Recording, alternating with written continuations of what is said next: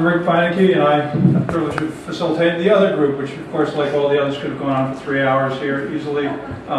We took our métier or whatever rather broadly. We began by looking at the schools and why aren't they teaching EVPs? Why aren't they teaching this? There's only one social work school in this area that takes EVP seriously, for example. We got into how you could teach shared decision making as a core course, and then the challenge is then how do you teach specific EVPs. That then led to a discussion of, well, the problems when you actually are in the agency, because even if the schools taught it, what about implementation at the agencies and the challenges of that? How do you change philosophy around that? We got into the issue of how do you get information, the fact that clinicians don't have the time to do the research and the kind of piece, and got into a fairly good discussion about how do you actually do that and get that in a way that's usable to people. The role of computers, and again, a discussion of the technology around all of this. The computer as facilitator, the computer as therapist, those kinds of issues which were all tied in and related to it. All the self-programming stuff that's out there and the very positive outcomes that come from that as a way of expanding this. We then got into the really fundamental change in paradigm that's needed in the whole way that schools teach any of this stuff. So we're really talking a fundamental shift, and also the challenge for clinicians of moving from the clinician as God to the clinician as collaborator, the clinician as consultant, and the resistance, and how many of us, not me of course, still prefer having the client as dependent upon us, etc. That then followed up in an issue of minorities. How do you get it out to folks that don't have computers? How do you get this out to minorities and other folks?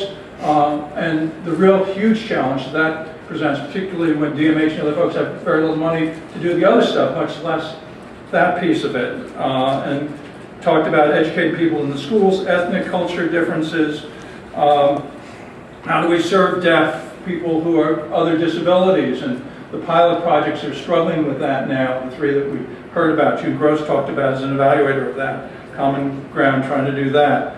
Use of peers in CG, got into a discussion about that, the importance of collaboration there.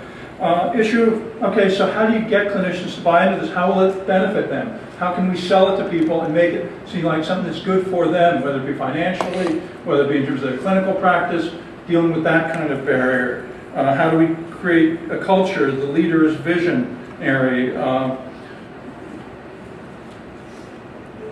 Then broader, how to get insurers and financiers to pay for this, since they tend to pay only for direct services, and the kind of stuff we're talking about is not that. Those of us out there know the difficulty of getting to pay for phone calls and, quote, the indirect, direct, divide that really doesn't exist, but which only one of those gets paid for. So how do you get them to buy into it, and the need to sell them on this to show that this kind of stuff, as has been demonstrated in chronic care, also can be demonstrated in mental health, to not only save money, but can improve better outcomes, can improve processes, and the need to try and pull those folks together in Massachusetts as we learn more and more about this stuff and try and get it on their radar. Got into some discussion of high tech in developing countries, and the bottom line was really, how do we build this into the policy? What are the next steps? And the hope that this, I think it's fair to say that this conference will help stimulate that, and what, as so many other conferences do, have a great meeting, and then so what, a year or 2 years later.